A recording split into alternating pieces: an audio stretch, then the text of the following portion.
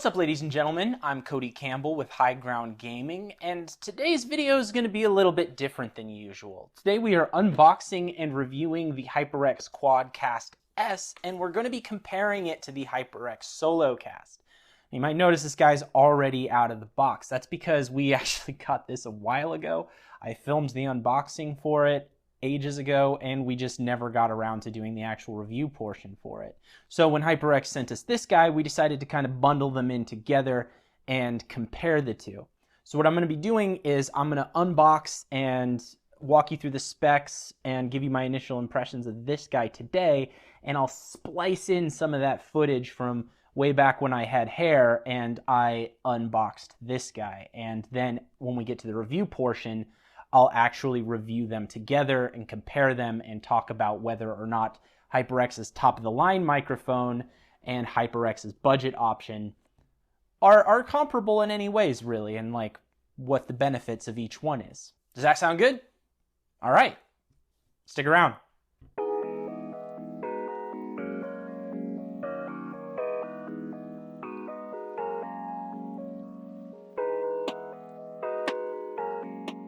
One of the most popular USB mics for the last little while has been the Blue Yeti. In response to that, HyperX made their QuadCast mic, which has a lot of the same features. Basically, there are 4 microphone settings. There's Cardioid, there's omnidirectional, there's bidirectional, and then there's stereo. This guy is just Cardioid. But because it's just Cardioid, it's less than half the price of those other mics.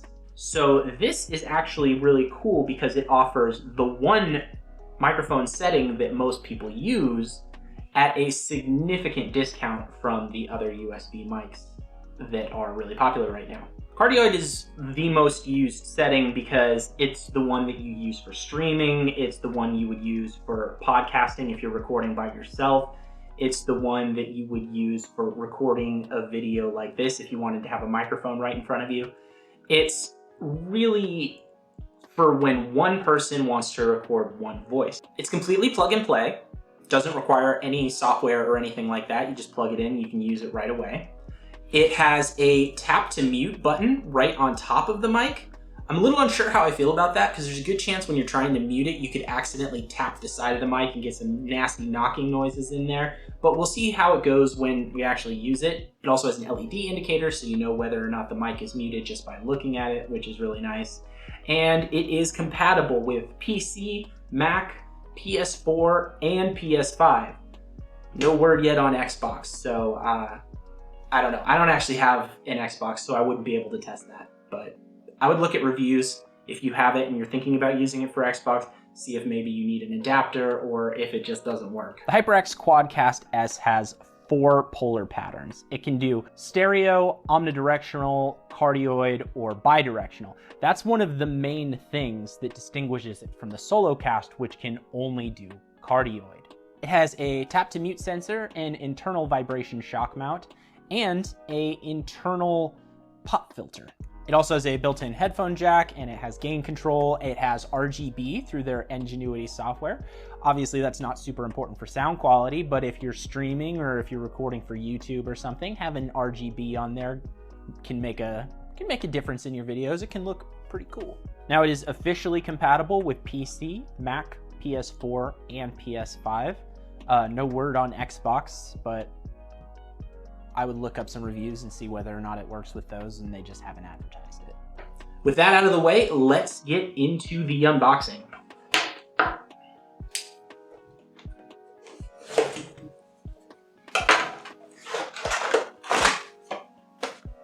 Nothing else in there. All right, we've got a USB to USB Type-C cable. That's nice. USB Type-C is always good. Got instructions, quick start guide.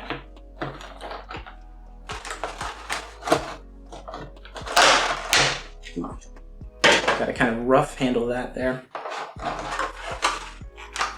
And then here's the microphone. It's tiny. Look at that teeny little thing. All right, it's got a base stand, plastic. Seems to be weighted though, so no tipping. Rotates, and it looks like this is probably the lock here, so this would be it angled at me.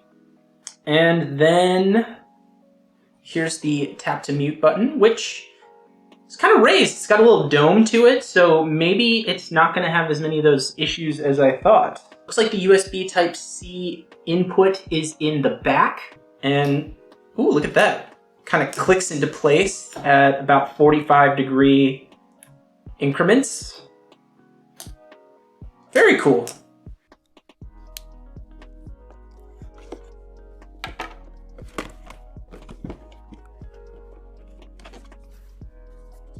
All right, we've got some promotional materials, some warranty or customer service stuff, and we've got the quick start guide, so instructions.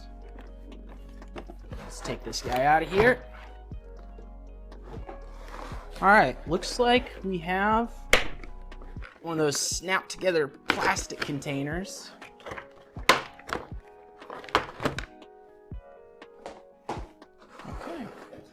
Inside, we've got USB Type A to USB Type C cable.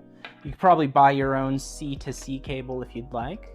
Looks like we've got a boom arm adapter, and it clips onto the edge here, it looks like, so that'll give you a full range of rotation. I like that better than the ones where you just plug into the bottom of the mic. It's nice.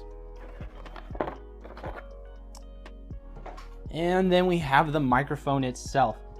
This is surprisingly light, especially the mic, because it feels like the bass stand is really most of the weight. The mic itself is very light. It feels like a hollow piece of plastic, which, I'll be honest, that's not my favorite. I prefer a mic with a bit of heft to it, but I guess sticking it on a boom arm will be nicer since you won't have to worry about the mic weighing it down or making it shaky or anything like that.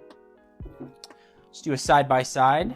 So here's the SoloCast, here's the QuadCast S. Looks like they both have tap to mute buttons on the very top. That's nice. Here's the gain control on the bottom of this guy. This one does not have gain control. And then on the back here, we have the different settings for the 4 different modes. It's already set to the little heart-shaped one. That's the Cardioid, which is the only mode that this one has, but you can also switch it to the other modes, the stereo, the bi, or the omnidirectional. I like that the shock mount comes pre-assembled. That's handy. Now on the back, here's the USB Type-C connection and the headphone port. It's a little weird that the headphone port's on the back, but I'm sure it works just fine.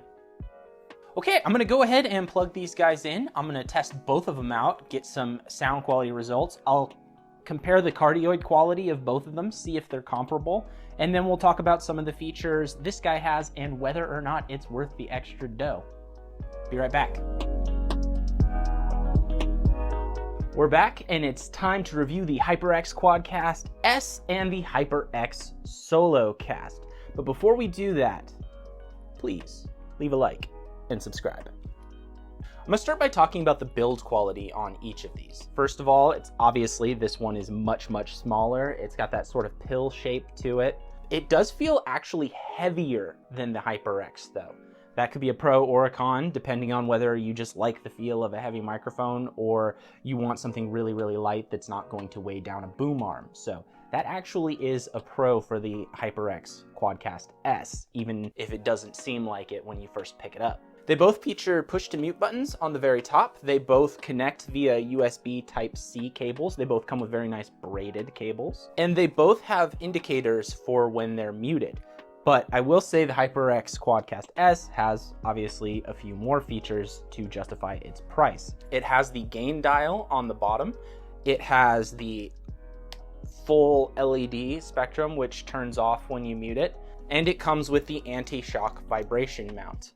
It also connects to the mount, which gives it a 90-degree rotation, whether it's on the base plate or on the boom arm. This one has this really nice rotating base plate, but that's just the base plate. The mic itself actually pops out of that ring there. It attaches via threading on the bottom of the microphone. So the only rotation that it'll be able to do is what rotation is already available on the boom arm. That's their physical qualities though. I wanted to test their sound too. So we did a little cardioid matchup. Check it out. Okay, so right now we're listening to raw, unedited footage from the HyperX SoloCast. This is what it sounds like when I talk really loudly, when I'm really excited into it. And this is what it sounds like when I speak really softly and quietly, and I'm being very sensitive. So, as you can tell, the sound quality on this guy is pretty good. I did a little playing around with it earlier, and I'm actually really impressed with the sound quality that this offers, especially given the price point for this one. But let's go ahead and turn this off and move over to the QuadCast S. So this is the HyperX QuadCast S. Now, this is a slightly different microphone, but they're both cardioid. This one has some gain adjustability, so you might be able to tell that my normal speaking voice is a little louder and a little clearer, and that's really nice. But for the most part, the sound experience overall is pretty comparable. You will also notice the beautiful RGB display. That's always really nice. But for this one, this is what it sounds like when I speak really loudly, when I'm very excited. And this is what it sounds like when I speak very softly and I'm being very quiet and I'm not being loud. But as you can tell from looking at them, they both have indicators for when they're muted. This one blinks when it is muted, and it's just a solid red when it's recording. This one, the entire display turns off when it's muted, and it turns on when it's recording.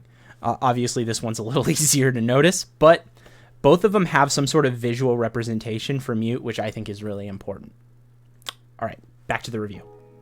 So I've said the word cardioid about a dozen times already, and I know some of you already know what it means. Some of you Googled it the first time I said it, and some of you are still like, he keeps saying that word, what does that word mean? Basically, cardioid is one of the 4 polar patterns that this one offers, and the only polar pattern that this one offers. So I'm gonna do a quick rundown on the 4 polar patterns and what they do so you can know whether this guy is gonna be enough or if you need something more like the QuadCast S.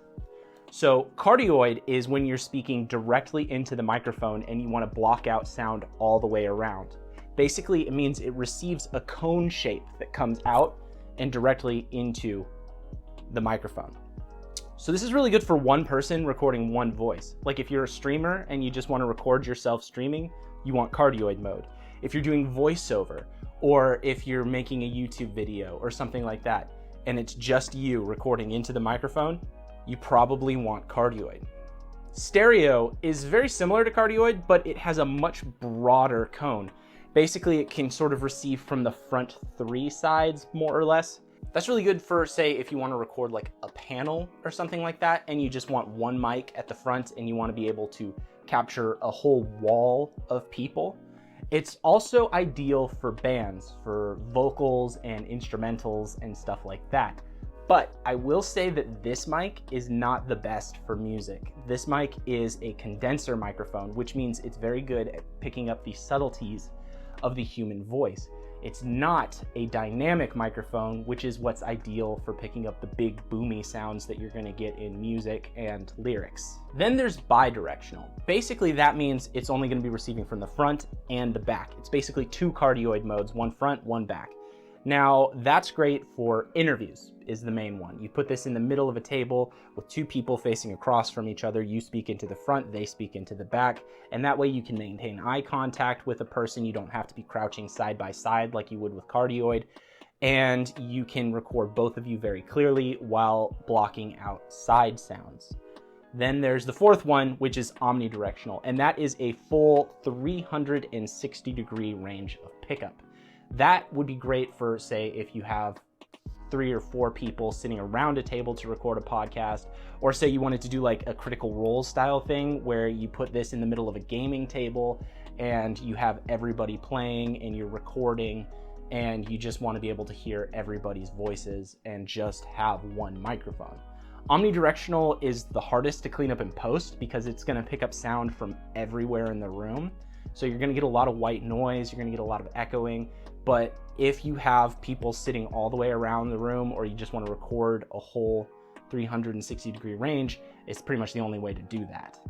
So that is probably the biggest difference between these two. And if you're going to buy one of them, you really have to decide, is Cardioid enough for me? Because if Cardioid is enough, you can save a lot of money by going with a mic like the SoloCast. If you think you're honestly going to use those other polar patterns, this mic isn't going to cut it. So that's step one. Now, there are obviously a few features that the HyperX QuadCast S has that its cousin does not, that also justify the extra expense. It has the gain dial at the bottom, which makes it so that you can really fine tune how your voice comes in. So you can get a very, very loud but very clear voice that does not peak or crackle.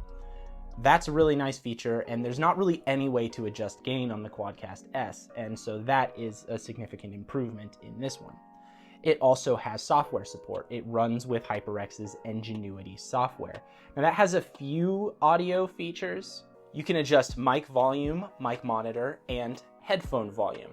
And that kind of leads into the next advantage that this has. This has a headphone input, and that is kind of a big deal because some people really like to have the ability to monitor their own voice while they're recording. Having the headphone pass-through on this allows you to do that, and having the ability to adjust that volume allows you to adjust how loudly you are in respect to how loudly whatever other audio you're listening to, be that a video game or other people that you're talking to. The software also allows you to control the lighting though, and that's one of the big features that the HyperX QuadCast S has that no other USB mic on the market can really match. It has 5 different lighting effects. There's solid, blink, cycle, lightning, and wave effects. And what's really cool about the HyperX NGENUITY software is it allows you to layer these effects. So you can put wave on top of lightning or vice versa, or layer all 4 of them, or do whatever you want, mix and match different colors on the different effects, and they sort of blend together so you can create a lot of new effects. This is just wave, but it also allowed me to sort of restrict the color spectrum. You notice it doesn't really go to yellow or green or anything like that on here because I sort of restricted it to the red, blue, purple spectrum and everything in between that, since it sort of matches my color palette in my office a little bit better. That's pretty much all I have to say about that though. Let's get down to the verdict. So even though I kind of did a little bit of comparison in this video, I'm actually going to do the verdict on each of these separately. So I'm going to start with the SoloCast. So this guy MSRPs at $59.99, and I honestly think that that is a spectacular deal for the sound quality that you get from this. I honestly think that for most people, this is going to be enough. If you just need a USB mic at your desk for streaming or for chatting with your friends or doing a little bit of voiceover for some casual YouTube video sort of things, this thing is great and you're gonna get a lot of quality per dollar. Obviously, it doesn't have all the features that the more expensive mics do, but it's one of the best in its class. If you look up the closest competitors to this, you'll see the Razer Siren Mini or the Blue Snowball Ice. Now, technically those are $10 cheaper in MSRP, but if you look them all up on Amazon, this is $50 and something cents. They're all within $1 or $2 of each other. And this is the only one that has a USB Type-C connection. It's the only one with this sort of really cool rotating base plate, though you should honestly probably get a boom stand anyway, since this thing is tiny. And it's the only one with a tap to mute button, which is a really handy feature, especially for streaming. So honestly, this guy is a really good value proposition, which is why we gave it a 4.2 out of 5. We really, really enjoyed this one. But now on to the HyperX QuadCast S, and this is where things get a little bit more complicated. This mic is obviously way more feature rich. It's beautiful to look at. It's also $159.99. It is a full $100 more expensive. Now, ultimately, what do you get for that $100? You get the gain dial, which is really handy. The ability to adjust gain is an ability to adjust your sound quality, which is pretty important. You get 3 more polar patterns, which is going to be really important to some people, but honestly, Cardioid is what a majority of people who use USB microphones are probably going to be using it for. So if you're in the minority of people that is recording some sort of podcast or like a Dungeons and Dragons game or like a YouTube thing where you need more directional sound, that's important. I'm gonna go ahead and say though, this isn't the only mic that offers that. One of the biggest competitors to this is probably the Blue Yeti. Now that MSRP's for $99.99. That is a full $60 cheaper than this microphone. It has 4 polar patterns. It has gain adjustment. It has volume control. It has a headphone pass-through. The only thing it doesn't have is the RGB. And honestly, in terms of sound quality, I think the Blue Yeti sounds just a smidge better. Personal opinion.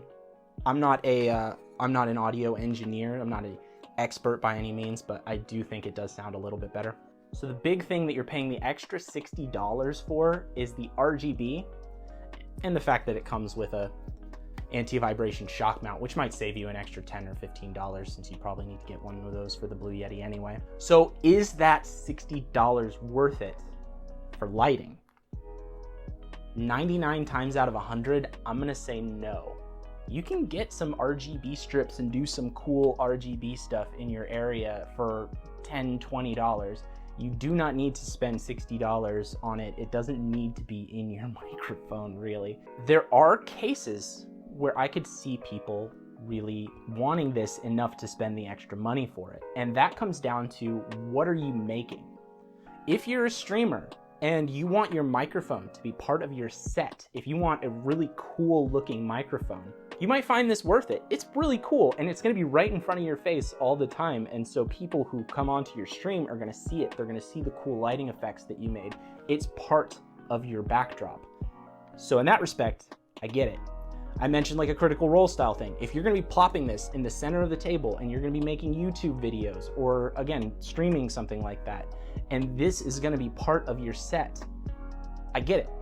Basically, it comes down to whether you're visually recording the microphone itself and whether or not you find its visual properties to be worth the extra $60. Honestly, most of the time, I don't think so, but that's up to you. I just want to make it clear where that $60 is going. So at the end of the day, we decided to give it a 3.5 out of 5. It's a beautiful mic, it functions really well, it's just very expensive. That's gonna do it for us today though. Why don't you drop down into the comments and let us know what you think lighting is worth. How much over that $100 price point would you be willing to pay for a microphone that offers that sort of lighting like the QuadCast S? While you're at it, give us a like, subscribe. We really appreciate it. Okay everybody, thanks for watching. Happy gaming.